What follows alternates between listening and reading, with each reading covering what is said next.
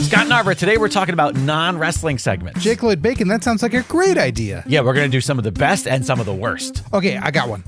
Enzo Amore. No, not like people generally, like specific segments. Oh, okay. Kenny Omega. No, we're going to get a little bit more granular than that.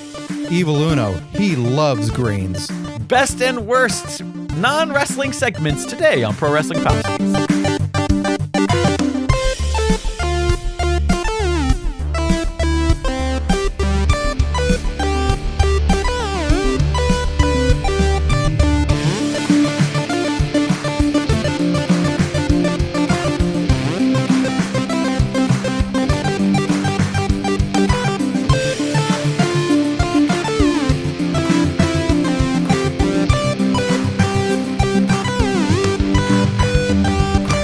Hey, Scott and Arbor.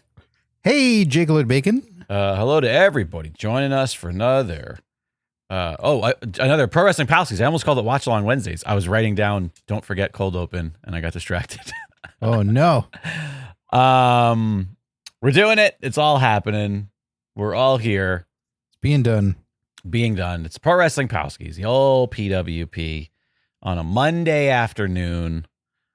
Coming to you from beautiful, sunny Southern California. The day after your birthday. Day after my birthday. Sweet settled 57. Yeah, don't look at day over 58. No. You're a regular Heinz bottle of ketchup, you are. Yeah, you gotta put your finger flat and then you gotta tap me on the 57. And then that's how the ketchup That's how he comes. Yep, that's how I come out. Don't slap the butt over and over again. That ain't going to do it. Just going to keep everything stuck inside. I don't know how I feel about all this becoming public information. It's out there. Hey, what are we doing? We're doing a podcast. We're doing this live from the Patreon exclusive live streams. You know that, Scott Knobber? You could watch this on YouTube and tell us how handsome we are. If you love fucking aging white dudes in glasses, boy oh boy, you gotta check out the live stream. You get access to it. He's got the bifocals. They're practically trifocals, although not these ones. These ones are single vision because I'm at the desk. These are the ones. They look kind of the same. They're like the same glasses. Anyways, so he's no visionary Seth Rollins. This guy. I was trying to no, but I have a really bad eye, like Rey Mysterio. Thanks to Seth Rollins. Was that something? Patreon.com/Pro Wrestling Palskis. That's what I was trying to get at. Or is it PW Palskis? I think it's PW Palskis. You'll find it. Search Pro Wrestling Palskis. You'll find Patreon. It. Yeah. In fact, don't even just search Pro Wrestling. Who goes to a domain, right? Like you just search the words and then you click on the second thing because the sponsored thing that pops up, you're like, that's not what I want. No. In fact, you could probably leave Palskis out. I bet you if you just went to Patreon and looked up Pro Wrestling, we've got to come up, right? Sure. We've got to be the top response. Sure. WCW Nitro podcast on Patreon. We must acknowledge our current PWP champ, by the way, Tim Redbeard. We must. Tim Redbeard will defend that title on the first episode of April. If you would like to dethrone Tim Redbeard to take the straps. The Wolves? I thought you said if you'd like to throw him to, and I said the Wolves. I said dethrone. Oh. Well, if you also like to dethrone the Wolves. Yeah, you might dethrone Wolves. Well, you can only do that over on the Patreon at patreon.com/just look up Pro Wrestling Palskis. You got a little sushi pants over your shoulder. She's always somewhere, man. Yeah. She don't leave. Right, Magoosh? I feel like she's sort of she's like your Hollywood Hogan Boa, except she's just a little orange kitty. Oh, I thought you were gonna be like, you're Hollywood Hogan and she's Brutus Beefcake. She's my Ed Leslie. She's just a hanger on everywhere. Right. Well, she is pretty dangerous on a jet ski. Don't think you have that story right. Yeah. I got it was a jet ski. Maybe it was a Sea-Doo. Sorry, it might have been a Sea-Doo. Yeah, I don't think he had anything to do with it. It's him taking it to the face. Right. God bless Linda Hogan. She's still with us. I do not co-sign that. What are we going to do today, Scott? What are we talking about? The best and the worst non-wrestling segments. Hey, we did this once. Sure. How many years ago do you think that was? 6. Well, 6 years later, it's time for the second installment of best and worst non-wrestling segments. Because, I mean, listen. We had to wait for some to pile up. There is a whole lot of people out there who complain that there's not enough wrestling in wrestling shows. Sure. Yet, those same people tend to really be obsessed with the Attitude Era, which was like 90% shit happening segments. Or if it was a wrestling match, 37 things happened during that wrestling match. There you go. So the ref's not concerned with this? And listen, I think that some of pro wrestling's, most memorable things have nothing to do with, what happened in between bells. Mm-hmm. So what do you got? What do you want to chat about? Let's start on a high note. Let's start with some of the best. Okay. Jake Lee Bacon, I know you're going to say you weren't watching during this time, but that's basically everything but 3 years. Sure, you can tell me. Stone Cold, Steve Austin, and Booker T fighting in a grocery store. Now, have you seen this? I have. In its entirety. Did we not do this as a watch along once? No, because it's not a match. I know it's not a match. I think I've seen it in its entirety. Okay. But I've been wrong before. It's about 7 or 8 minutes, I think. Right. From start to finish. And I'm trying to remember the timeline of it because you'd think it would tie into the original debut of Booker T, and it really doesn't. So Booker T debuts Vengeance 2001 in San Diego, hops the rail, grabs Stone Cold, like lifts him up for a kind of suplex and tosses him. I think it further fucks up Stone Cold's neck a little bit. Like Stone Cold's neck hits I'm trying to think how you describe it with the chair. So the metal legs of the chair and then part of the bracket or brace underneath where it's just so you could have Jim Ross could sit comfortably and not have to worry about, having a shallow hell moment. And his neck like hits directly into it when he's thrown. But Booker T does that and like just bails. And that's the night where Jericho ends up winning all the titles. Interesting. And that's the start of it. But then Booker and Stone Cold have a thing later. And I don't know if it really culminates to a proper match. But the thing that was the biggest thing of it is Booker T is running from Stone Cold and hiding in different places and goes into a grocery store. And you have to, I feel like they presented it at least more passably at the time where you go, all right, major superstar of the show has left the show. A director said, hey, go follow him. Like with the camera and sound. Right. Go document it. And we're going to cut to him in case, we see him where he is and the show's happening and it's live. It felt a little bit better than why is everyone doing this? He's a major star of the show. Right. Right. But then it just felt like something set up. He's running and hiding and telling like people, get away from me. Like, don't look at me. And then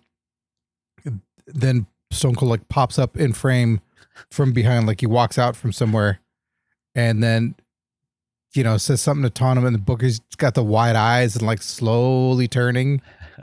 And then they fight. They fight and tear up a whole grocery store.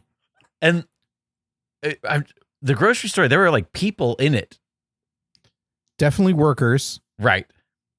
And maybe a couple of normies or, right. They weren't wrestlers. Let's put it that way. No, it wasn't. It wasn't developmental there to like, catch them and take bumps. Yeah. No one had, shaved hair on the sides and some top knot or a ponytail. It's like, why is that produce clerk wearing Zumbas?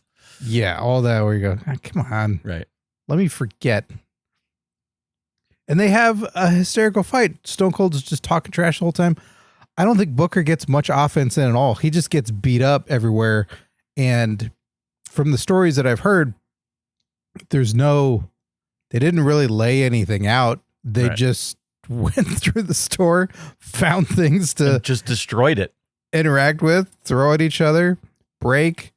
And then it ends with Booker's, I think, covered in liquids and eggs and flour. And then he's just laying on the conveyor belt where the cashier would be. Hilarious. And going like, and Austin's walking away and going, got a price check on a jackass. Price check on a jackass is pretty great. So it's just so fun. I feel like it feels of the era where it's like, oh yeah, they're in a non-wrestling place doing a bunch of, and it's the sort of thing that you always talk about, like, oh yeah, that's the moment, somebody walks into the room when it's like, wait, what are you watching? That's one of those moments, but it's also one of those moments that you go like, yeah, but it's really fucking funny. Yeah. Yeah. It's what you'd want to watch. It's what you would hope that if you went to that grocery store 10 minutes afterwards and you saw all the mayhem, you go, what happened? Wrestlers were here. Right. Yeah. Whoa. Really? Yeah. Stone Cold beat the shit out of it. Did you guys film it? It? Yeah, it's going to be on TV. I kind of want to see that. What happened? There's just like watermelon guts all over the floor. And like, oh, this was good. He Gallagher'd him. Look at that. Look at that loaf of bread. It's all dented. He got him good. Yeah, I mean, I will say it's Stone Cold has a lot of these sorts of moments with the fucking, McMahon in the hospital, and like there's always some fun thing that he was doing with a vehicle or something that was outside of the ring. A brawling beatdown was truly his specialty. Right. But that didn't feel the same. Inversely, I don't think that for as legendary as he is and as great of a worker as he was, I don't think that Booker T has a lot of moments like this that are like, you really think back to that specific moment. At least for me, who wasn't a big WCW guy. I know that he had a lot of great moments in WCW, but I feel like this is one of those moments when I think of Booker T, I think of like, oh yeah, it's just one of those that's going to be in the conversation. This was a moment early in his WWE tenure that I think helped endure him to the crowd because, oh man, that guy, you may not be able to vocalize it at the time, but he played into it. He played his role perfectly. Right. He was the foil to Stone Cold. He wasn't trying to outdo him or be super tough. It's like, no, I know we're having fun. He's going to beat the shit out of me. We're going to make a mess. Right. Like, this is what I'm supposed to do. And he did it great compared to an example I'll always use is Elias's interaction with The Undertaker, where there's just nothing going on his face. It's just stone face, and he could have done anything. You've seen people react to that dude for 30 fucking years. Right. You could have had any different reaction or the same. Yeah, the deer in headlights doesn't work in pro wrestling. No. Or if it does, you've got to be a very ridiculously cartoonish deer with giant eyes, and the like verticality of like exactly. Yeah, that's what I meant. Springs up, but Booker made it. They made something special. Like they had a classic segment because it could have just been Stone Cold beating a guy down in the grocery store where it's like, oh yeah, how was it? I was like, oh, it was fine. Booker makes it great. You love watching Booker get beat up in it. Right. You want him to keep doing the next thing because Booker's agony is so fun. And that's part of the, what we always talk about of like selling is such a major part of this, to be in agony, to be in pain, and to not go, okay, now I'm going to get my stuff in. Like, no, don't. Because look at this. Look at how people can love watching you get your ass kicked. Right. And not change a channel. And it like actually does something for whatever comes next. Even though you said you don't know whether it led to like the specific one-on-one, like it's a memorable moment. It's a pivotal moment for the character and both of them, really. I mean, maybe not pivotal for Stone Cold. He's just doing the same shit he does. But it's, it's, if anything, it's just throwing more fuel on that fire. But yes, Booker going to be mad now. Is he going to be embarrassed? It's like, but it's not. That didn't happen. It's not wasted. It's not something that's like, oh, we have this fun thing that we did, and then we do nothing with it ever again. Yeah, make great TV when you can, and they made great TV. And that was, I mean, you said that was 2001 or 2? It's probably like 2001, 2, somewhere in there. Yeah, I mean, maybe I think 2000. So Vengeance 2000 is where I think Booker T debuted before I get one of you fucking other nerds to come at me. So it's like we're not quite in like ruthless aggression era, but the attitude is waning. We're ending the attitude era. Yeah. WCW, we don't really know it yet. Right. Yeah. Yeah. I mean, Vengeance 2000 is what it was. So yeah, but it's probably, it was 2001, 2002, somewhere in there. Booker's hair is short. Before it just became like perma braids. The really long. Right. Are those dreads? I don't think he has dreads. I think he has braids, doesn't he? I really don't know the difference. Oh, really? Okay. Well, I'm just like, when I close my eyes, I know the white guy dreadlock thing where those just look gross. Oh no, Booker does have dreads, at least in this photo. But yeah, they're really, really, really tight. They're very, very, very tight and narrow, which is why I think in my brain I'm imagining them as braids. Like Bray Wyatt was the only guy where I go, yeah, yours doesn't look filthy. Or it does look filthy, but they're supposed to. Yeah, there are certain character moments, but overall it's like, oh, you look like you have good hygiene. But most other white guys, you go to San Francisco and you go, oh God, just stop. You're gross.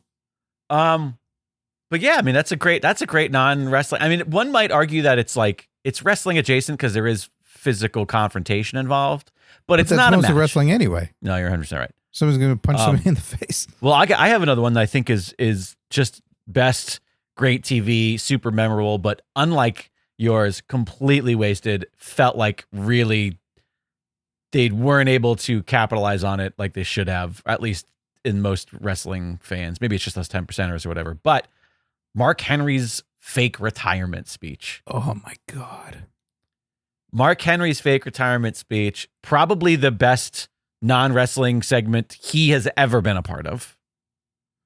I mean, I know that he did a lot of fun comedy stuff and he did a lot of fun stuff with Sexual Chocolate, but like the feats of strength are also like just really impressive, but they weren't really built in I think with the exception of something where he stops a moving car or something like that. Like he's got his feet against the wall and there's something like that where he's moving a semi truck. Like nothing was built as a big segment. You're watching a moment or I'll always remember him rolling the frying pan in his hand. Right. Sure. But that's not a big segment about that. No. It's a little moment within people are just talking. Yeah. What you're talking about is a dedicated segment, and it was built up in the show. It was him walking backstage, got in that salmon jacket. The fucking salmon jacket did a lot of heavy lifting. And seeing guys that you knew, like being a long-term fan, you're like, yeah, I think he's friends with those guys. And having these little interactions of like being really serious and I got news tonight, and you're just getting a vibe the whole time of he's not going to fucking retire, is he? Right. Wait, what happened? Is he hurt? What's going on? But also I think that you were like, he's not going to retire, is he? Whereas I was like, yeah, he's retiring. Like to me, it was like makes the most sense. He's not that wasn't still physically capable and still this like, incredible athlete, but he had been around for a while, and he's a big guy. We're not used to big guys having very long careers. He was at that point, it's not like he was like in the title picture to the point where it's like, yeah, he's the top guy all the time, always. It felt like, that this is probably around the time that we're going to see someone like Mark Henry retire. And hook, line, and sinker. They had me fucking hook, line, and sinker. Though. That's why I had questions, because there wasn't an injury that was noticeable that happened. There wasn't anything that was in the news that, and how like Seth Rollins did anything and his knees exploded. Like, yeah, that tracks. Right. So that's why I thought maybe it's something else. Like I'm wanting to think of something else I want it to be something else. I don't want him to unexpectedly retire. Right. But he's looking like backstage like he's holding it together also. Right. Sure. Yeah. But I mean, the whole thing, fans are on their feet. We're getting thank you. They're getting all sorts of stuff. Mm-hmm. And I'm struggling to remember now the finer details, but does Cena just come out on his own or does he invite him out? That I don't remember that either. I remember that being that weird shot of Cena in the background on the apron. Right. And I'm going, those, like that row of fans behind him are going, get the hell out of the way. I can't fucking see this show. Well, I mean, I thought it was, and also Cena had that, I think that terrible, terrible shirt, the champ is here with the arrow pointing down. With the belt on his waist that he then put on it. Yeah, that was pretty rough. And I'm going, in my mind, I'm going like, this is a serious moment. Right. Take that stupid shirt off. And at this point, like, Mark Henry had been world champ. That was the WWE. I know that's all arbitrary, but not for long. WWE champ. Yeah. Also. But no, he had it here and there with the other title. With the Hall of Pain and. Right. But I don't know. He comes out, Cena, he's being all buddy. He gives him the belts to hold, which always is weird, but it's something that they've seen people do a lot. So it's like, all right, whatever. Like, here, hold this. You're the real champ is what they're, whatever. Yeah. Like, we're breaking kayfabe. Yeah. But, and then he fucking out of nowhere. And it was, the timing was perfect. It wasn't this big, like, oh, he's actually going to catch him and do him. They didn't build up. Right in the distance of the move that he does. Yes, it wasn't telegraphed in a way that it was. He just fucking grabbed him. Mark had been crying. Like Mark, it was everyone saying like that's. I said Oscar worthy. It's on TV. It's Emmy worthy. Okay. Yeah, learn your awards. But fucking hits him. It starts screaming, "I'm not done yet," and just starts. I mean, scary shit. And this, I mean. Like how that didn't turn into a title run. The fact that he then loses the match against Cena that this led to is fucking idiotic. And this is at a point where, like, I think this is during like the Super Cena sucks / Cena, like it's the PG era here. And this was like the first like real captivating thing they had done in a while. Yeah. Especially it didn't just feel like month to month. Oh, now he's going to fight this guy. Yep. And this was the first real threat. He's playing mind games with him. For a guy that doesn't do mind games. Also, he got everybody.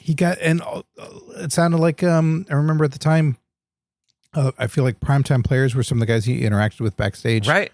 On camera, I was doing the like, hey, something serious is going on tonight. None of them knew. All of them, this was a well-kept secret that everyone thought in the back, with the exception of probably like Pritchard, McMahon, and Cena, everyone thought he's retiring. So he got everybody. Yeah.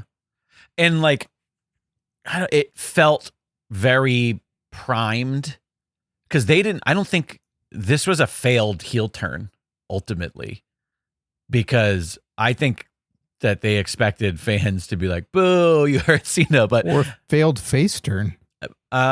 Maybe, I guess ultimately, like in that, it like, depends on how you look at it. We could love have been. You. We cheered the hell out of you because you're this evil badass again. You're not the happy guy. Yeah, I guess that if that turns into what the face is for the era, right? Yeah, but kind of like what just happened with Cody and Orton. That I was talking with Roseka about it, and I'm going. This was like 2 weeks before when Orton wins. Elimination Chamber, and it's like, oh, and then Cody gets the title. They know that they're gonna cheer Orton, right? And we're talking about it, I go, they're not gonna cheer Cody because now Orton, like Cody had the story done. There's no real path for him now. It's about the chase, like it's now about Orton being the guy to potentially beat Cena.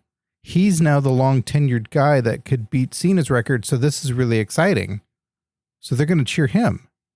And he goes, that's funny. I don't know if they realized that yet. And when they do the segment of Orton turning on Cody, everyone cheers the fuck out of Orton. They're booing Cody, and it really feels like it's not what you're shooting for. Well, it's also nostalgia because it's like, oh, remember when Orton was Psycho? Let's do that. People like the thing that we saw once. It's almost like a return of a gimmick. Like we're gonna see fucking Demon Balor, I'm sure. Cody's talking about his emotions. Nobody wants that. That's fruity. But I was curious about whether or not he invited it, and we're both completely wrong and misremembering. Cena was already in the ring doing something, and then Mark came out and did the whole thing, his whole speech with him. Shut up, man. Yeah. You talk too much in the show. All right. And at that point, he was already a heel, but people were cheering for him because they were saying thank you. And then he just goes. So in actuality, it really was a face turn because people were like, that was fucking great. We've been booing you, but this was so fun. Yeah. Also, anytime anybody faced Cena, they were a tweener because Cena, people just wanted him to lose at that point. But yeah, it's such a bummer. Such a bummer. It's also just, it's a great moment. Segment. Great moment. It certainly helps knowing at the time, like the circumstances and kind of where he's been. Right. But I think it still plays. I haven't watched it in a long time. We're definitely going to fill up our Discord with these moments. We're going to find the videos and post them on there because they're definitely worth a rewatch. What about some of the worst? We get a couple bads in there. Some of the worst, some of the not best. You got it, buddy. Let me see here. Let me check out my list. There's so many. We could just do 70 episodes of this, and I love that we did one 7 years ago. It's just. So I've certainly softened up on this gentleman over the years, especially with his proclivity to sell the hell out of his own merchandise. And you love Danhausen now. That's what you're getting at? You love Danhausen now? No? Nope. No? Oh, all right. I thought maybe you were coming around. Scotthausen. No, I'm kind of indifferent to him. I don't really care. That's fair. How can I be the one that hates him now when all of Chicago does? Okay. A Zack Ryder. Wow. Are we going to... Oh, wait, no. I'm sorry. We're talking about worst. I was like, are you going to give praise to Zack Ryder? I forgot what category we were in. I was starting to, and you interrupted it, so I'm not going to give him that praise anymore. Wait, That's over. No. So one of the moments that is just deeply ingrained into my brain was a very early Zack Ryder TV moment. And it is one of the worst non-wrestling segments I have ever seen. Now, when you say early, is this post-Edge Heads? Or during, like when he was early single Zack Ryder? Yeah, early singles ECW Zack Ryder. Oh, okay. Because is that before or after Edgeheads? I think Edgeheads was like kind of their debut, and then they both went off after that. Like I Hard think, to say. It was in fast forward. Yeah, no, I think Edgeheads, the WWE ECW stuff it had to be after Edgeheads. 100% had to be after that because I watched. Was he Zack Ryder then? Because I watched a lot of that. Yes, I watched a lot of that, and I missed the Edgeheads. I came on when the Edgeheads were already done. So just based on when I stopped watching and started watching again, that had to be how that worked out. Okay, I'm going to try and figure out the name of everyone who participated in this segment. There's one, I can't remember her name at the moment. And are they all to blame? No. The biggest one to blame is Zack Ryder. For sure. Okay, so it was on ECW, the WWE ECW show. They had the Abraham Washington show. I remember Abraham Washington. I think Abraham Washington had a lot of potential. He was, especially it's been such a long era of, we rarely get someone who's really good on the mic. Right. And from the baseline, like Abraham Washington was pretty good. Sure. He could keep you engaged. He was captivating. He could, whether it was scripted or off top of his head, like it felt like it was his. It didn't feel like everyone else reciting something. And yeah, he had an idea, and it was sort of akin to like I don't know, like late 90s, early 2000s television presenters. Like it had like a very distinct flavor and a vibe. Like it was something that was culturally existent, but we hadn't really seen in pro wrestling done well.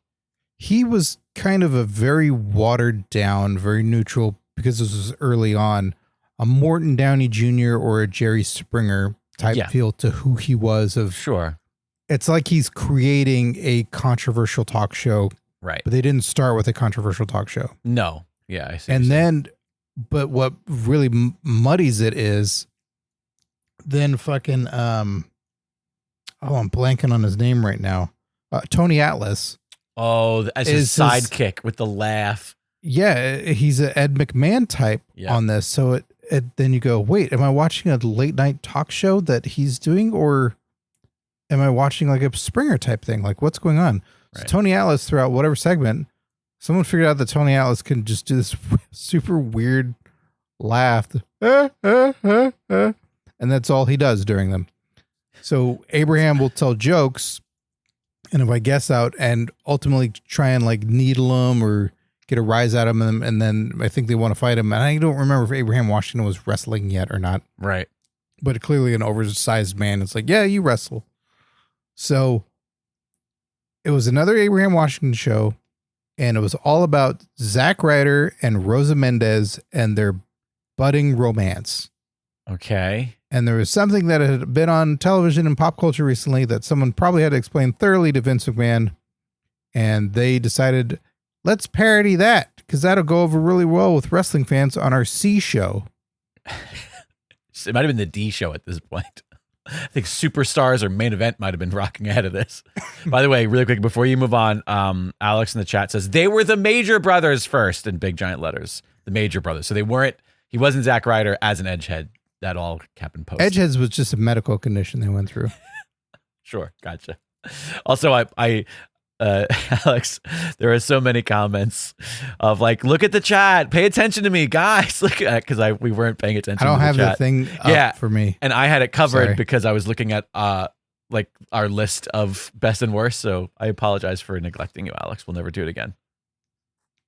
I'll start over for Alex. So in this segment, Zack Ryder is talking about how crazy gaga he is over Rosa Mendez, and I think she eventually gives him a kiss on the cheek. Okay. But this is it's terrible. There's 4 players involved in this. It's not good. It's awkward. It's on the stage, which I appreciate this over everything. It's not backstage. It's in front of the live crowd. Right. So if you're going to shit the bed, you might as well invite everyone over to see it, because they're doing it on the top of the ramp of the entryway, and there's a couch there, a leather couch, right? And people are just not. They're like, I want to fucking watch wrestling. I want to watch ECW. Right. What is this bullshit? Right. Zack Ryder's got his one leg pants situation going on. Also, his wrestling outfit. If a listener is having a hard time imagining this because they're picturing a talk show set, there was no set, because this was during the time where they just used the background of like the LED panel. Yeah. So they just put a couch in front. Abraham Washington show. Yeah. And they put a couch and a desk. Tony Atlas. I don't even know if there's a desk for this, honestly. I think Tony Atlas is standing in front of a microphone. Yeah, but I have a Abraham recollection. Washington might be walking around. Oh, I thought he with was a headset on. Abraham Washington show. See, I think he was wearing a headset, but I think he was still at a desk. I can't remember because it wasn't ultimately important. What was ultimately important is, let's see, Rosa Mendez, I think, gives Zack Ryder a kiss on the cheek, to which then he reenacts the Tom Cruise, Katie Holmes, Oprah moment. Oh God. Of jumping up and down on a couch because he's so in love. Yes. Now, what's really great is about this horrible, horrible fucking segment that people got paid to put together and then air on television. I can't wait to revisit this. I'm looking forward to this link in the Discord. This couch is not a firm leather couch. It's got a lot of give to it when you put any weight on it. Right. Especially if you're a big athletic wrestler. Wearing wrestling boots. Right. Yeah. So Rosa Mendez leaves, Zack Ryder proceeds to jump on the couch, like flailing his legs over and over again, having to land on the couch and often balance himself on the couch from not like just knocking it all over or his foot going through the cushion. But he's specifically told like to jump a certain way, right? To have a prone smile on his face that just like stays, or these are his ideas. I don't know. And they film it and they don't cut for far too long. He's just doing it over and over and over with this look of, oh God. And it's hideous. Everything about it is so hideous. And that stayed with me for a long time of, hey, I don't know if it's his fault or not. That was bad. There's also, sometimes it's hard for people to like see something and then mimic it properly. Maybe he just watched the Tom Cruise bit and that's what in his mind it looked like. I don't know. He doesn't jump around. He doesn't go anywhere. He doesn't, there's no break of other thoughts, ideas, or emotions. It's just frozen of a like press start to move on. Otherwise the screen's just going to keep happening. It's hideous. And it wasn't even like a punchline, by the way, because the thing that happened on like the mocking of Tom Cruise was done on I'm sure it was done on all the sketch shows and all the late night programs. Yeah, it had been done. And they all did that by adding an angle to it. Mm-hmm. Whereas I'm vaguely remembering this, but not as much detail as you. There was no additional bit. No. They just did it the exact same way and thought that's funny. But they didn't even mimic the Cruise thing because Cruise like gets excited, like is like, I'm in love. Yeah. And then Oprah's like, oh, wow, that's great. And then jumps on the couch and then everyone's like, oh, wow. And then he's like, I'm really in love. It just keeps ramping up because he's like, I'm fucking happy. Right. And people are then happy for him. So it escalates a couple times. No one's happy for Zack Ryder. No one's happy for Rosa Mendez. No one's happy that they're in attendance for this segment. None of the players are happy to be a part of it. Like it in no way escalates or de-escalates. Like no one fights. No one gets in a thing. Like Kane doesn't say, I'm going to fucking throw you off the stage for all this bullshit. Like nothing. So you just watch all this and the crowd's feeling like, this is, that was it. And I'm sure it's silent. There was also, they would put they would write applause on the Titantron. Oh yeah. I wonder if they did that during any of this. People that pay too much for their tickets would do it. You were right. No desk. But Abraham Washington was just sitting in he was in like a single chair next to a couch or love seat for the guests. So it was sort of that, that brand of talk show style. But, yeah, brutal. Sounds brutal. One of the worst. And what did it, like, was Abraham Washington in a story with either Rosa Mendez or him, or this is just like something completely unrelated? Everything kind of felt like, so Abraham Washington's going to fight these people? Because that's going back to like Piper's Pit. Right. You go, Piper's picking a fight with a lot of these guys and would either fight them on the set and then not deal with them because they're Frank Williams from Columbus, Ohio, or like he's fucking with Andre and now Andre's going to want to fight him. Or he doesn't want to fight Andre. So there's a match looming. Or the alternative is that there's an additional guest. Yeah. And I almost called him Alex Washington. The Abraham Washington show is the vehicle for two other people to then have a feud on, which is and that works as well. That was a lot of Jericho's thing was like fueling two people where Miz TV would do that a lot. Yeah. No, no, I feel like really nothing was accomplished other than this dork that you'd seen for maybe a few weeks on television who has the weirdest wrestling pants and the spiky hair. And you go, I don't give a shit that he's in love. And with her, I don't know who she is either. Like, I'm not into this. Yeah. That's pretty Everything rough. about it was just a big old flat turd. All right. Well, I got a turd, and I don't know. This one might be controversial if other people will like this, but at some point, WWE, I don't know how many years ago this was, maybe 10, maybe about 2016. I have to look up the exact year. They went, you know who's hilarious? The Club or the Good Brothers or whatever the fuck their names were as a team, meaning Gallows and Anderson. All right. They were like, you know who's hilarious? Gallows and Anderson. Let's have a great feud between Gallows and Anderson, worldwide acclaimed tag team, and the best tag team and comedy act we have here in WWE in the New Day. And this led to Gallows and Anderson doing The Old Day. Oh. Do you remember this? This is the biggest affront to comedy on wrestling. And there's a lot of them. This was so painfully unfunny. And it was one of those instances where the premise itself is flawed. And they come out in these horrific. Oh, wait, I'm going to pull up photos. So Gallows and Anderson are the ones who are doing this segment. Yes. Okay. And let's see. Gallows. And like we have the part that makes it all worse is that like the New Day's great at all their dumb comedy things that they do. Like they commit, even when they're like kind of corny, they take what they're given and they do it well. Like there was one that felt like oh, I nailed this. This was 2000. This is 2016. I fucking nailed it. Like the Time Machine? Yes, sure. That was one where it felt like WWE got too heavily involved, and New Day did everything it could to try and fix it.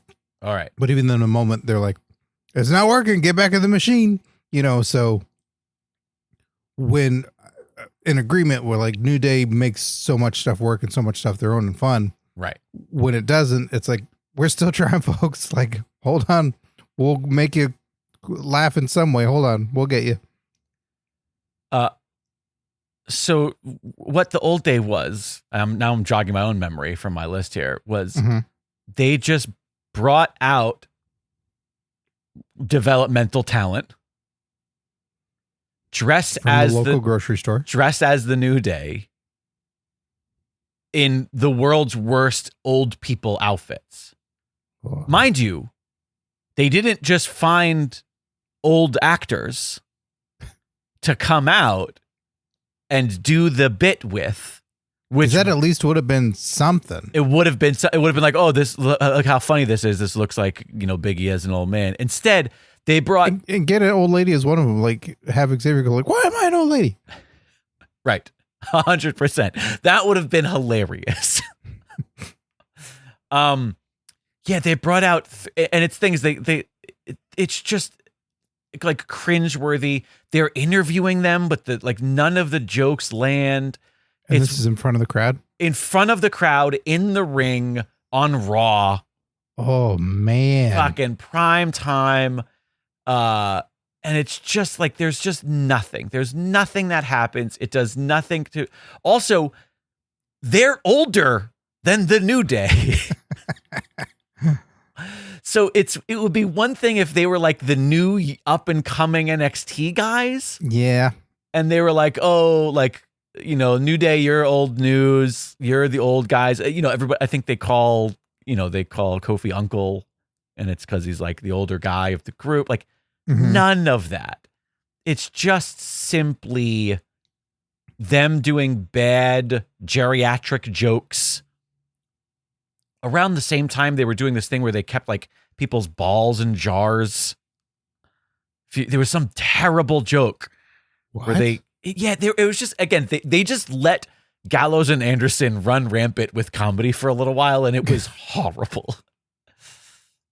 Absolutely horrible. I've heard the same about them where it's like they're hilarious. I've heard little snippets, and part of it feels like let's say a cultural disconnect where if I love drinking beer, hanging out by a truck, and roasting gator on a little pit fire, I bet I would find these dudes hilarious. But from the little bit I've heard of them being them, right? Like them just sitting around, it seems like they do the Howard Finkel voice a lot, or them just bullshitting about wrestling would probably be a lot of fun. I think overall, when I get a vibe from them, I'm like, yeah, I feel like you might bully me the second that I were around you. Yeah. I'm just uncomfortable. I think that they, like, the best way that I could put it is, like, they're the funniest guys in the gym, but they're still guys in the gym. Which I know is cruel and generalizing, but you get it. See, I still put them outside of the gym. They're like, they're outside of the bar next to the gym at 2 p.m. And you're like, you're already fucking sauced. Right. Like, why are you coming after me? Like, which one's your car? Which one's your car, huh? Nice. You get a pump? What happened? Like, what'd you do? Like, no. But they might be thinking, we're the friendliest guys in the world. Yeah. I remember some backstage segments with them where they were like wearing doctor's coats. And, the Dr. Gallows and Anderson or whatever. And that was when they were doing the thing with the balls and jars where they were like, they had eggs in jars and they were saying that there were people. I don't know. It's just. And I couldn't get through any of that stuff unless AJ was directly there. I couldn't. Right. I just couldn't stomach it. So again, I'm wondering if I watched this whole segment that you're talking about of the old days. It's more than 5 minutes long. Ooh. And it's incontinence jokes. The guy who was Xavier had like a small toy trombone. And they made jokes about how like, oh yeah, it shrivels with age. And again, I must preference, Gallows and Anderson are both older than all of the members of the New Day. It was just fucking unwatchable. And by the way, it was just crickets in the arena. There was nothing. And I think the only saving grace. Are the bad guys going after the New Day. And when New Day comes out to like beat them up or make the save, like even they seem like bothered to have to be a part of whatever this bit is. Because it's just horrible. They say it was September of 2016. I don't remember which. Probably September 11th. So we'd never forget the bombings. It was rough, to say the least. This sounds brutal. I'm curious to check this out. Also, I might have to watch it in clips. Also, I want to say I don't dislike Gallows and Anderson. They've been in good matches. They have good feuds. Like I like Festus. Festus was the best. Jesse and Festus were the superior tag team. Jesse's interchangeable, but yes. But I mean, listen, I miss Festus. Bring Festus back. I'm begging you. Yeah.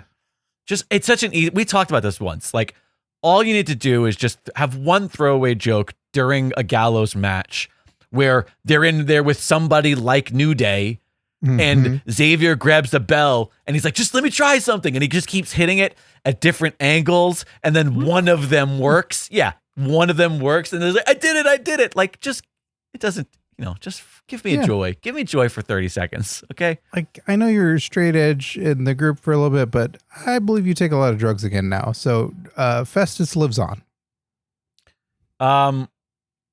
Yeah. I was reading up on the aftermath of this because I think they had a SummerSlam feud and what this was leading to. But apparently, the New Day did mock Gallows and Anderson at a later show for how bad the segment was, and said that they're not allowed to get their hands into any of the entertainment part of sports entertainment. Ooh. Which makes me I'm wondering if that's a thing that where they were like, oh, we're gonna save this bit for the writers by making fun of it, but they still dedicated like over 5 minutes of raw to it. So, and again, didn't get old people. They failed at so many different parts of this. Didn't get old people. The other thing would have been good is like get 2 older Asian people. Oh, yeah. I mean, do the Cannibal the Musical bit. I don't recall. Oh, where all of the Native Americans in Cannibal the Musical are played by like people of Asian descent. They're all played by like and they just don't mention it. And it's just like, yeah. And obviously the reality is that like, it's very expensive for independent and small budget things to cast Native American actors during certain parts, and where it's shot there's all of these rules and stuff. And so they just cast a bunch of Asian people, and they were like, well, it's part of the joke is that all the Native Americans in the pioneer times. Yeah. Anyways. I mean, Anderson, it could have been a great throwaway line of hot Asian wife. Yeah. It's like, these are her parents. They're in town. So it's also creepy, by the way. Like that left a bad taste in my mouth. The hot Asian wife thing. That's just kind of weird. He is married to her. I know. What are you tasting? You son of a bitch. All right. You wanna end on a high or a low? I say we end on a high. All right. You getting any comments? Or is Alex mad at you? No, he left after we ignored him, I guess. Take that. I don't know. You know what? We'll end on a high of I think it's kind of our eras today are kind of similar. We didn't go too far out of bounds with all this, but God damn it. It's been making the rounds again, and I always get so happy when I see it, and I need to watch the whole segment to remember. But the main takeaway from the whole segment that also happened on a Monday Night Raw is Gene Snitsky kicking a baby. Oh my God. All right. I missed all of this, and I'm very glad I did. No, because I'm saying best. This is one of the best segments, non-wrestling segments of all time. So Gene Snitsky kicking a baby.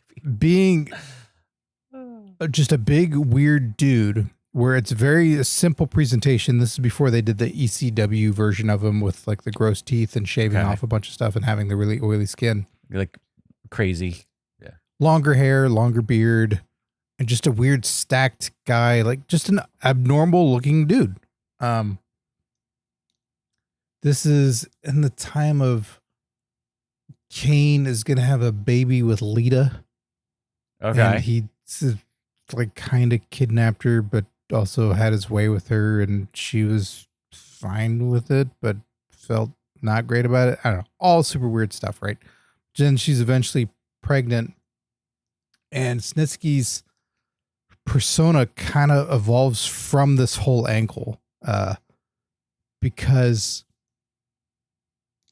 I want to, my timeline is totally incorrect in this. It's about Snitsky kicking a baby. Everything else I don't remember, and I apologize. Right. Sure. I'll say this. I think it's Lita's pregnant with Kane's baby. Something happens when like Kane she falls off the apron. Kane or Snitsky like bump into Lita and then fall on her. I think it's Snitsky who does it because that's why he keeps saying it's not my fault. It's not my fault. Yeah. Because they're blaming him for her losing the baby. Yeah. And so he's really great at it. Like he's really great at delivering that line. So that incident happens, and that's how they go, oh yeah, we're not going to have her have a baby. Right.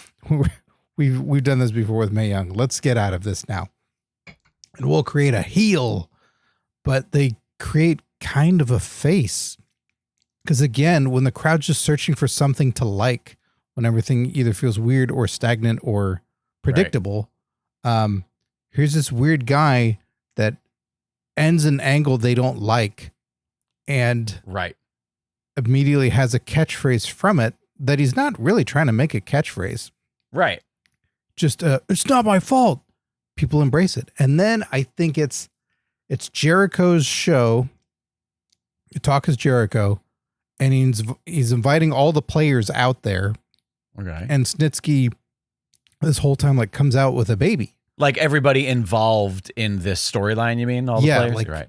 Maybe not Kane, but Lita, Jericho's there, Snitsky's there, and Snitsky comes out with a baby, like wrapped up in blankets, and he's holding it and carrying out there, and the whole time, like, you know, doing a little like tucking in the arm, and you know, doing a little check in on the baby, like, and then keeps the baby away from everyone, like doesn't want Jericho or anyone interacting with it, and saying like how it's not his fault.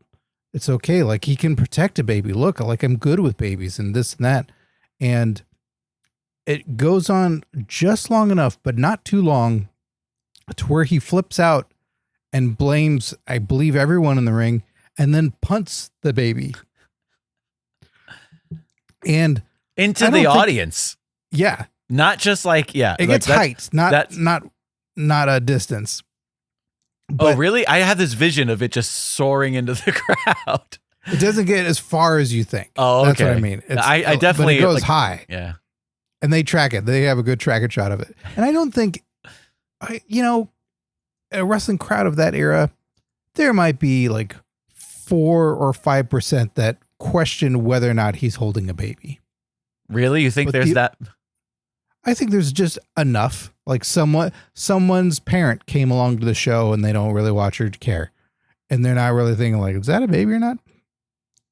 They're not really questioning it, but the abruptness of it is what causes the reaction from like, no, you were just taking care of that. Why the fuck did you kick it? Like it gets this excited jubilation of this dude's nuts and I'm here for it. Right. When he punts that baby and people are just all about it because it feels like I'm giving Snitsky a lot of credit here. Amongst the Vince McMahon weird angle of all of this, where people are going like, don't do this. Don't saddlebag all these people with this dumb baby angle and kidnapping and we're dealing with rape. Like, what do we have here? Right.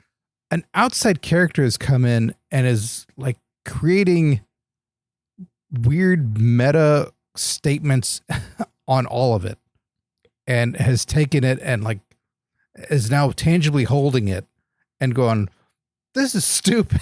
Like, I don't like it, and kicking it. Right. So he's not, because he's not from all of them, he hasn't been around for years and years and years. He feels uniquely different and almost like a presence that's going to just ridicule it. Oh, okay. So I feel like he has a moment and a trajectory where people are like, this guy is outside of the box. This guy's weird. I never would have put that on it. That's an interesting perspective. But he's essentially an outsider to all of this. Right. And he has a moment where in like a very different example, but where we deal with Braun Strowman in his early days and he just breaks things. Right. Right. Like, oh, here's a wrestler and he's going to do what big wrestlers do. Oh, but he breaks things. Like, look, he's lifting that. He's tearing this down. He has a grappling hook. Like, what is this? Snitsky started to be that for dumb segments. Right. And then he himself was like a catchphrase segment, but people loved it. And the punting of a baby, though, is just priceless. Because whenever they show the clip, they always treat it like he punted a baby. Like, no, we know it's a fucking doll. The baby doll. I don't know that I would have put this on the best, but it is most memorable for sure. Because when you watch it, I get a smile out of that. I'm gonna have to rewatch this one. We're gonna have to rewatch all of these segments we talked about. I think we've created a pretty good watch list here of good and bad wrestling segments. Yeah. Like the bad ones are gonna be hard to get through because they're bad, but get a snack in between.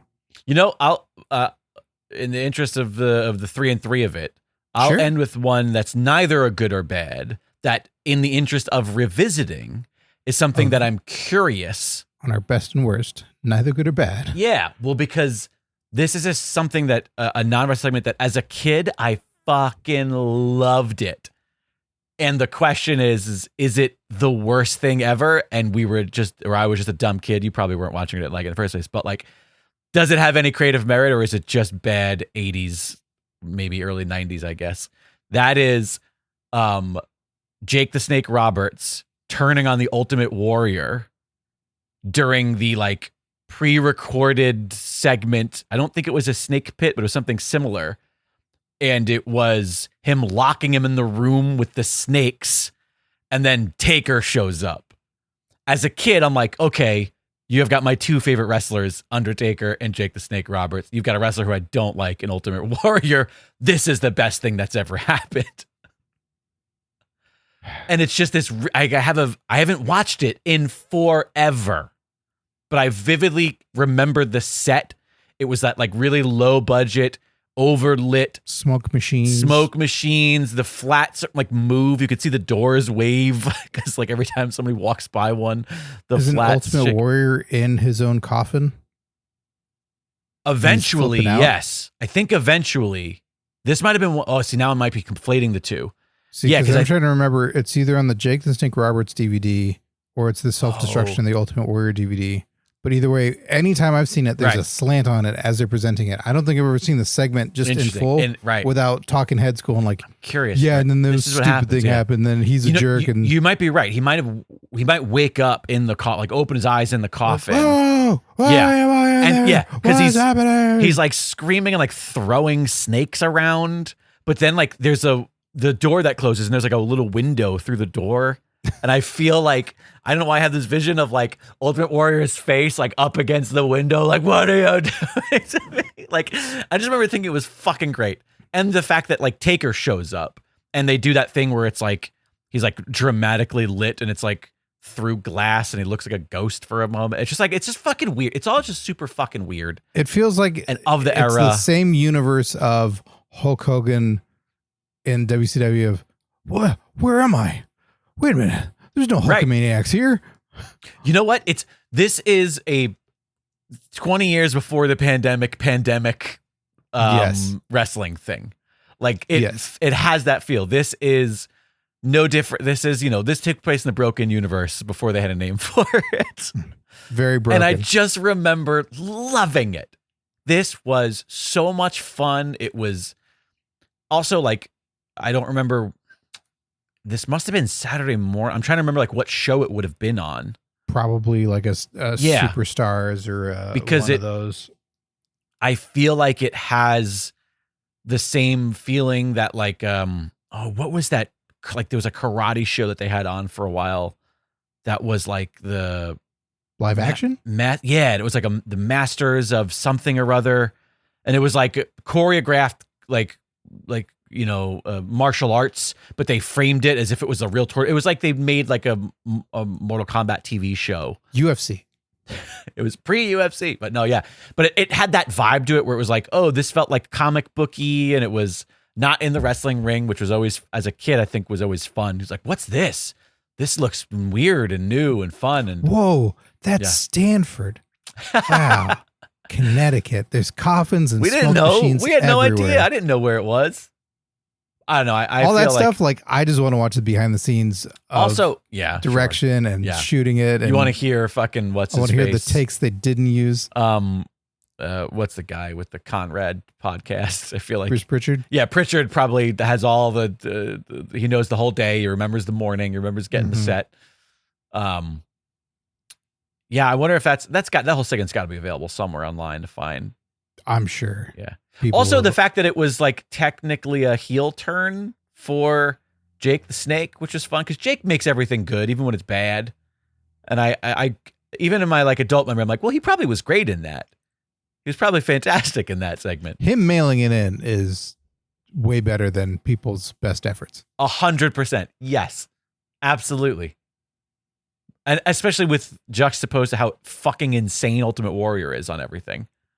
All the more reason we should investigate this segment, Yes, we should. figure it out so that way when we revisit this in less than 6 years, and when people call in, call to action, call 747-666-5606.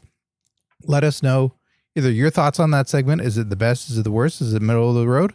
And some of your best and worst Yeah. wrestling segments. And I know this one, I thought about it kind of after the fact as we were going through it. It was WWE centric, but let us know in other companies. Other ones popped into mind when we were going through, but Yeah, I You know. definitely a few on my list that are some WCW from the brief time that I watched specifically because of certain guys. I was like, I want to watch this guy. But we've untouched the American Yeah. movie classics.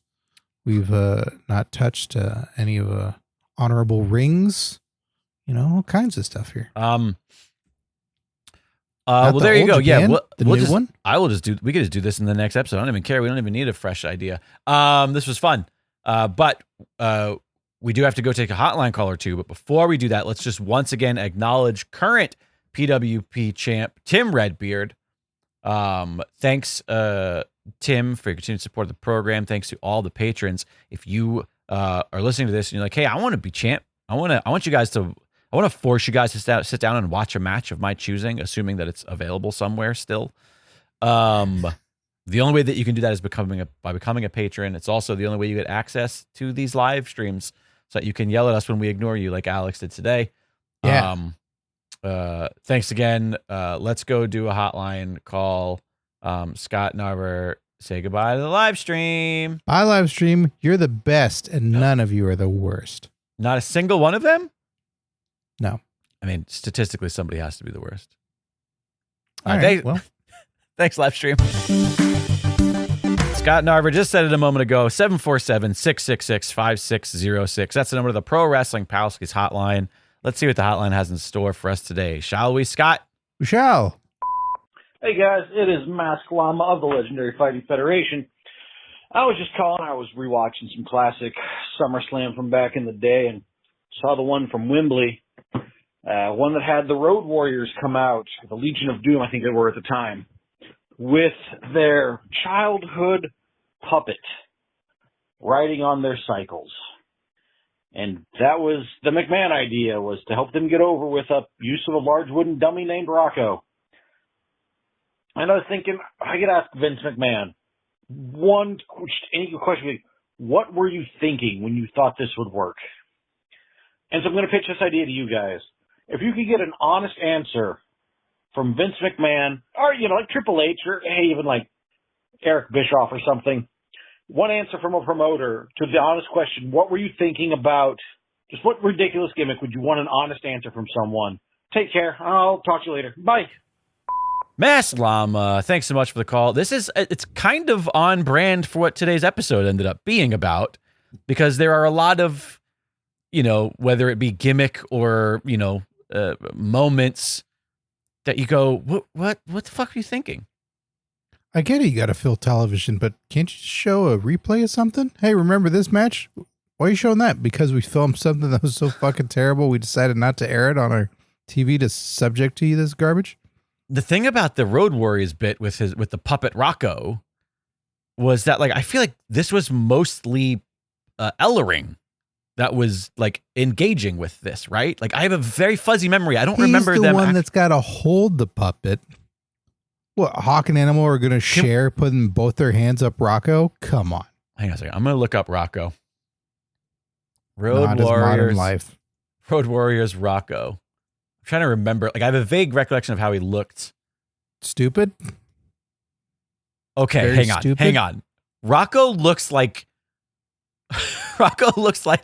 Eric Bischoff in WCW. Okay. He looks exactly like him. He has the same exact hairstyle, the little leather jacket when he was NWO Eric Bischoff. Mm-hmm. This is literally what he looks like. Oof. The first article that comes up was how a ventriloquist dummy ruined the Road Warriors WWE career. So people online credit this with ruining them. Yeah, during that run, I don't think it ruined their career. I don't think it's that's why I said their WWE hyperbolic career. Oh, I know. I'm criticizing this headline, not you. Yeah. But I'm trying to think if to ask a promoter or booker, why this? Right. Why was this a good idea?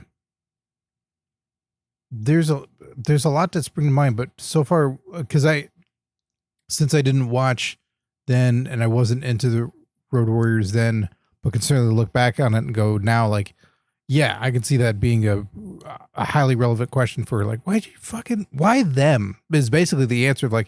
If you want to do Rocco, that's fine. Why them? These guys are set with a persona and badass. You can take them on the surface and be fine. You don't need to add a fucking puppet to them. Yeah. Not the head shrinkers. Right. There's a puppet that rules them and it's a ventriloquist dummy. Okay. Right. Make the hair foofier. But what? Do you have one that springs to mind? I think that it's like you said, it's bad gimmicks that happen to good wrestlers, but I think the best wrestlers survive the gimmick. So it's hard to just pull one to think of a gimmick that the wrestler was in a transition, right? Right. Because that's kind of, I think, how you look at the Road Warriors, right? As well, they were just transitioning to a new place and someone goes, let's freshen you up a little bit. What about having somebody who looks the way that Kevin Nash does and thinking that Oz is going to get over on television. I mean, Oz is just 15 years too late for like pop culture relevancy. 15. Well, I don't mean like, okay, sure. Yes. Wizard of Oz was longer ago before that, but I meant like the appearance and like that kind of like the sort of like hokiness to like, he's a genie. He's a, like, I don't know. I feel like that was dated. With them owning the rights to the movie and them playing it on TNT or whatever all the time. Like, I don't. Yeah. Like, sure. I didn't realize that was part of any of that. I had no idea. On top of that, it's, well, okay, we know Oz to be the all powerful, great, Oz, but it's a sham. Right. Like Oz isn't that. So why wouldn't you if you're going to do Oz, why wouldn't you put that on Kevin Sullivan or someone who's minute and is not great and all powerful? And then when it comes out, you're like, but it's just a little guy behind the curtain. Never mind what's behind the curtain. Like, right. We know what Oz is. That's not what Oz is. So to me, that's my question of like, I get it. If you want to do something that you can own that's tied into a movie that you think for some reason, like, I'll give you like 6 dumb things about it. Sure. But the character itself is an old man behind a curtain. Right. So this doesn't make sense. It's like they saw the word great and powerful and went, we got the guy. We got him. There's no context. I stopped watching the movie. Why? I don't know. The lion talking is dumb. Wait, what? No, I mean, watch to the end and then you'll see Oz. But yes, seeing Kevin Nash and going like, he'll be that. Have you seen nothing else? Can we get the licensing rights to Darth Vader? That might work better. What about if Shredder from the Teenage Mutant Ninja Turtles was super? Think of that. Like more super than he already is? Because he's pretty super. It's pretty super, but think if he was like 7 feet tall and just growled all the time. Okay, what about 7? What about like making somebody a child predator? Wait. Wasn't that 7? Wasn't that Dustin Rhodes and He was a child predator? Yeah, that was him in the white paint. Or was it paint or makeup? I don't know, or a mask or something like that. Why are you painting my face? All of the vignettes leading up to that were like him creeping through a young boy's window. I've never seen any of that stuff. Wait, really? I've only ever watched like the what is it, levitating out to the ring. Sure. Starts to do the promo and then gives up on it. Yeah. I've not seen anything else surrounding it. Okay. This was on my short list for worst non-wrestling segments. Okay. And this is WCW. So you wanted another one. Here we go. We'll lead this in. We're all tying it together, Mass Llama. The vignettes, the leads up, there was confusion in whether or not like he was trying to get his kid back and maybe this was supposed to be a son of his, but nothing is clear. The vignettes are like, again, I think it's like a poorly built set, like a shitty sitcom set from the 90s, right? Okay. And it's like a young, little boy. I don't know. Maybe he's 7 or 6 years old. Maybe that's where the name comes from. I never thought of that. Maybe it's Cody. 7. Could be. Maybe it was just his little brother, Cody. And it's like a suburban room. And it's just like posters on the wall. And it's like, again, it looks like a sitcom. And then it's like these cryptic voiceovers. And now I'm struggling to remember the fine details. I don't remember what the voiceovers were. I would have watched this beforehand if I knew we were going to be talking about it. But and then it's just like the visage of 7 like in the window in the rain, like creepishly looking at them. And then they did it again, but I don't think it was the same kid. Whether or not it was supposed to be, or they just couldn't get the same kid actor. So it felt like, oh, he's just a child predator. He just literally like, is he supposed to be abducting children? Maybe it was supposed to be like a horror movie, but none of it. They failed at whatever it was they were trying to do. if what they were trying to do wasn't that he was a child predator.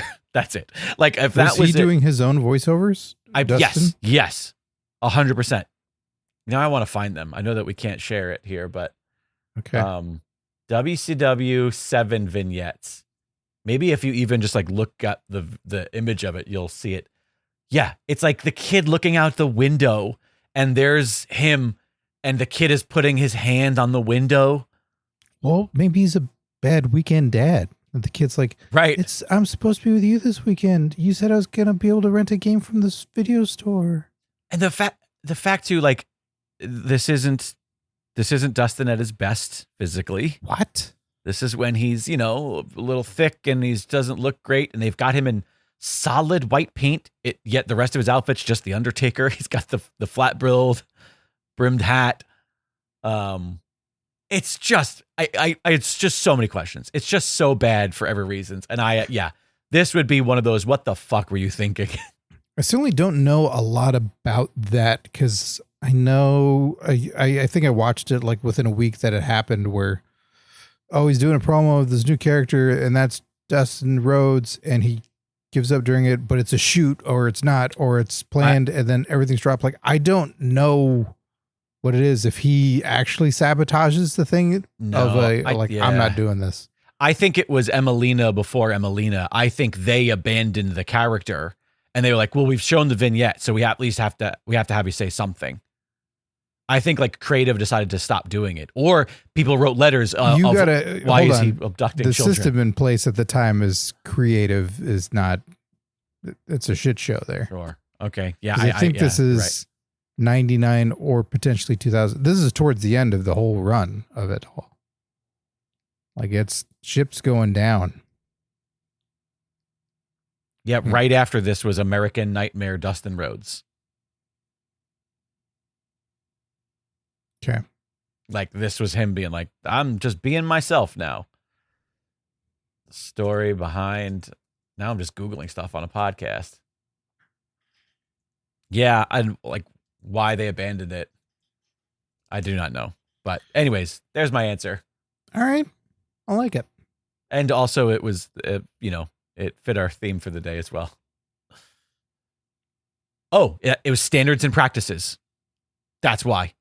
Because the vignettes were so fucking creepy and unsettling, because he was lurking outside children's bedroom windows, and standards and practices said that it felt like he was a child stalker and sexual predator.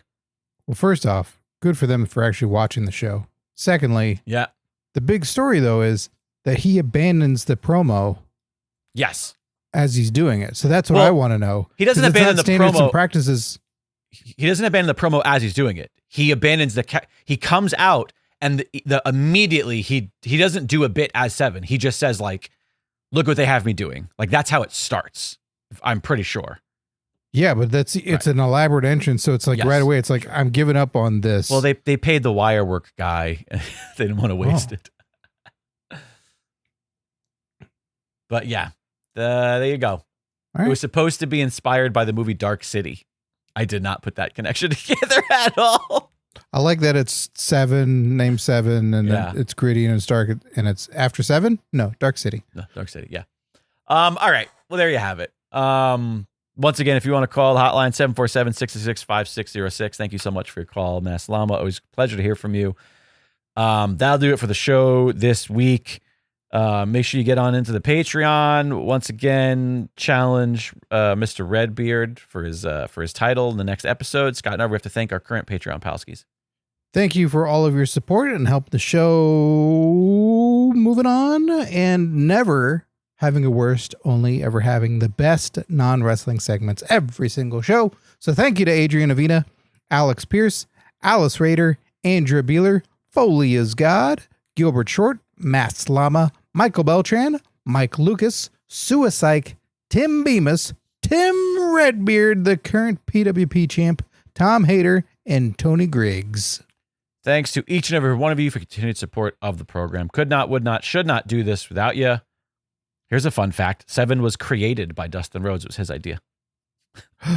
So the person that I need to ask is Dustin Rhodes. I assumed it was somebody over there that's not him. That was surprising, just scrolling and reading more about it.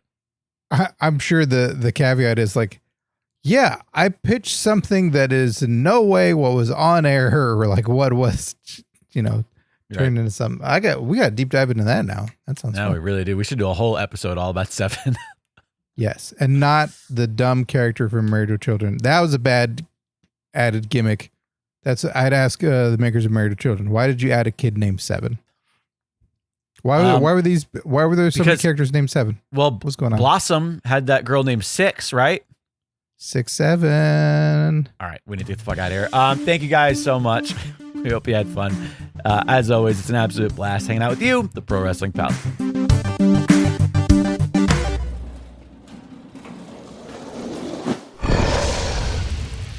It's Dragon Wagon.